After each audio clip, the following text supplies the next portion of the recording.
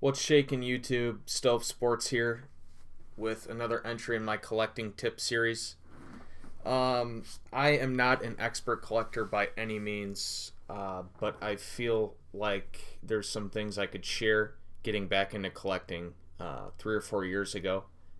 And I know there's a lot of people in my situation that have been out of the game a long time, and it has changed quite a bit, specifically with the internet. And there are definitely some common pitfalls for people getting back into the hobby or even starting the hobby just in general. Um, yeah, there's a lot of easy mistakes that you can make, and I feel like these tips can kind of help you avoid that to save you money and just enjoy the hobby more. Again, I'm not an expert by any means, but I feel like I can share some experiences that I have had. Getting caught in the hype. This is a big one, and a lot of these five tie into each other, but they are notable enough to be listed individually. Getting caught in the hype. This hobby is there's a lot of hype in the hobby. It's a lot of who is hot right now, and it's really easy when you're seeing other people dash to grab the hottest rookie. Like in baseball right now, it's Juan Soto and Ronald Acuna Jr. It's really easy to get excited and extrapolate. In a small sample size, you figure Acuna and Soto, for example, they are both very promising young baseball players. Don't get me wrong. I'm not saying that they're not good or anything like that. I've picked up a few of each of their cards. What I'm saying is that it's people, they overreact to good or poor performances. And they extrapolate. Okay, so Acuna and Soto had great rookie seasons, so they are bound to be the next iteration of Mike Trout, and they're going to be first ballot Hall of Famers and all-time legends. And the prices indicate that assumption, and it's just you got to be careful. I mean, I think it's fun. Another example would be Aaron Judge last year. I got caught up in the hype, but it's also fun, As I'm not telling anyone how they should collect, but it's fun to do that chase. And I went out and I bought a bunch of retail stuff, trying to pick up the different versions of the Judge rookie card. Topps Flagship, Topps Chrome, Topps Heritage, Topps Archives. And all of a sudden you kind of realize that you're not being very logical and you're spending all this money ripping when you can just go out and buy singles. And I think I ended up getting like one cool Judge card. It was the 68 Topps game version that and I immediately looked to see what they were selling for, and it's like, okay, I'm not doing this just to make money. And honestly, that should have been a separate subject, ripping just to make money. It's just not going to happen, unfortunately, 99% of the time when you're buying retail, and you're just bound for disappointment. But yeah, just be careful that you stay within reason, because things get out of control, and all of a sudden you look at how much money you spent going after the new hot rookie, and oftentimes you just end up being disappointed. Number 4, lacking focus. I think the best way to find satisfaction in this hobby is to be focused. Now, I'm not saying that you have to be hyper focused. I don't think that's necessarily good either. I think somewhere in between is the best. Having focus,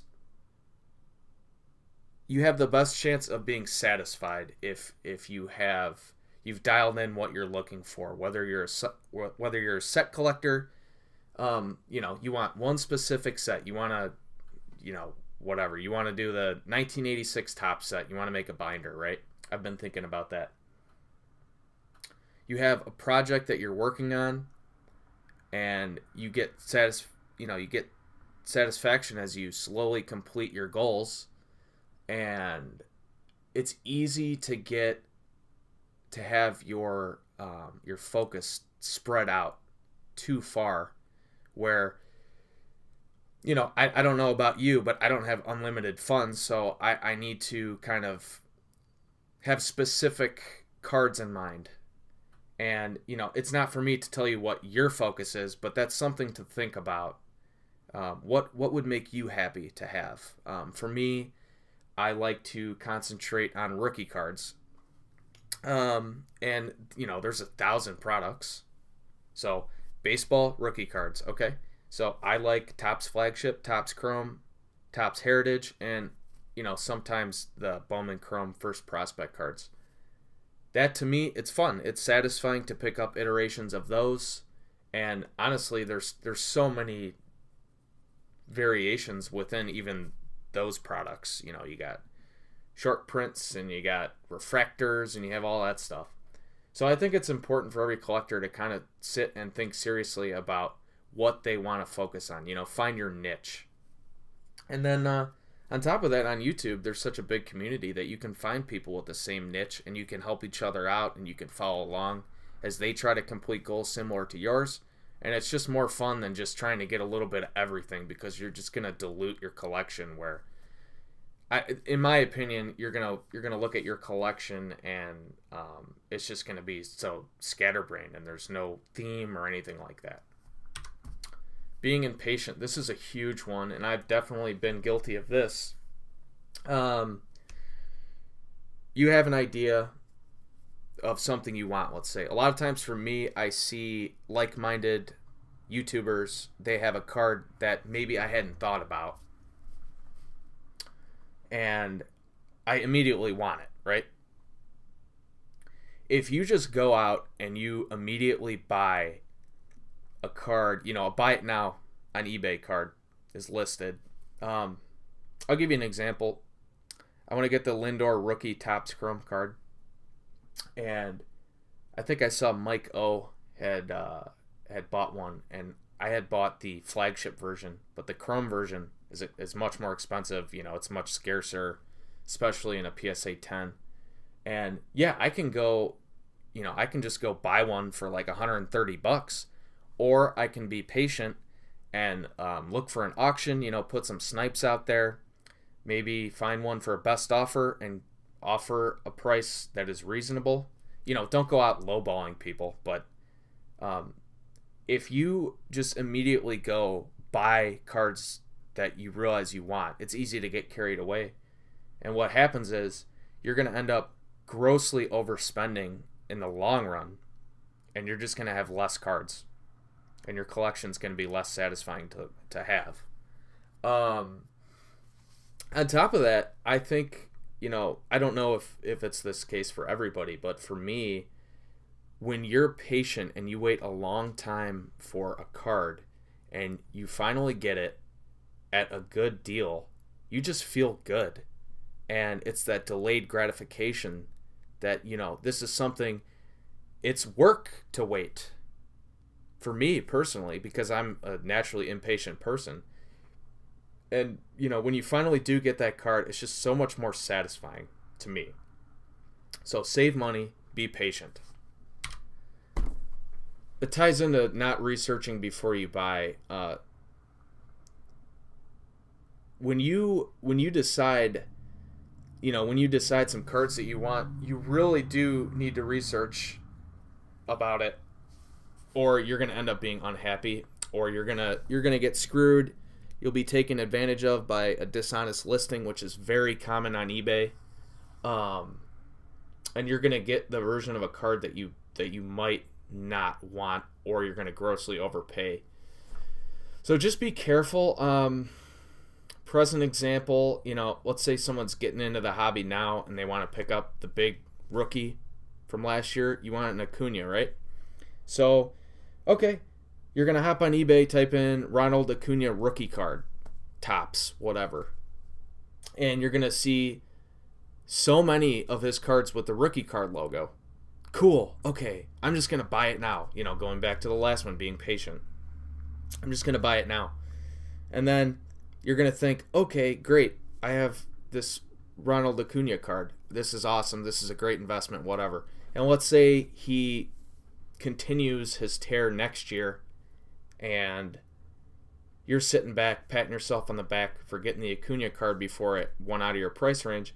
And then, you realize that you did not get the first version of his card. You got the Topps Chrome update, for example.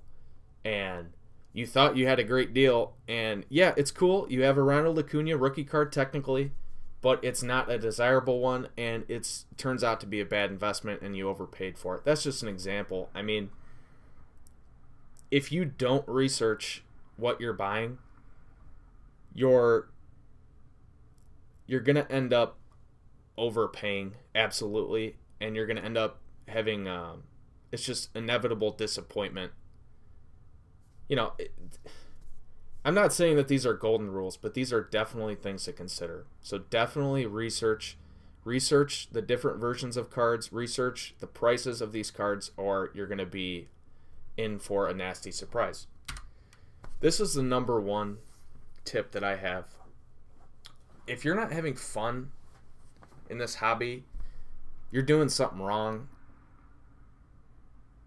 Absolutely.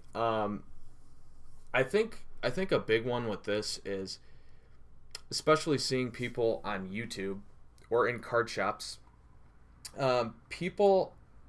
it's kind of weird because I have a great time finding investments, looking for things that I could potentially flip and use the profits to buy other cards that I like. So I like, investing in general, like the stock market. I have a blast following that and making trades there. But I think it's easy to get carried away into thinking, oh, okay, well, Mike Trout cards are going for $550 and I could have bought them for $1, years ago, his base Topps update card. And you start getting the dollar signs in your eyes and, oh man, I'm going to get rich off of this and I'm going to buy the next Mike Trout and I'm just going to load up on it. And, it's not even about having the card. So I do think, in my opinion, it's fine to buy cards you think are undervalued, but don't lose sight of the nature of collecting, of having these cards of a sport that you love and having satisfaction in what you have. And that ties into YouTube, and I've been guilty of this absolutely, where you're watching these amazing collections on YouTube, and it's really easy to have feelings of jealousy where you see these cards that maybe, there's, like I said, there's just incredible stuff on YouTube, that extremely valuable high priced cards that you personally, given your circumstances, will never be able to have. And then you start comparing that to your collection and you start getting kind of bummed out about it. Well, guess what? Every collector is different, and all of these tied together, if you have a focus and you do your research, I mean, you're going to end up just having so much more satisfaction in your collection. And just don't lose sight of what you're doing and why you're doing it. Just remember back to a lot of us collected when we were kids. Just the feeling of finding that cool card of that player you liked. You weren't thinking, oh man, I could flip this on eBay, or I could find somebody to pay me a bunch of money for this. You show it off to your friends and you talk about it and you just get excited. You just get excited that you have the card, and just be happy with what you have and don't compare yourself to others too much. And I mean, honestly, you should, these people on YouTube that have these cards that you'll never have, you should be happy for them. Be happy for them being satisfied in their collection. It's fun sharing all these cards.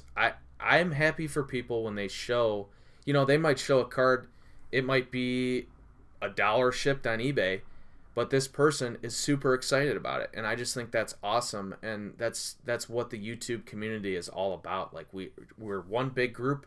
We should help people.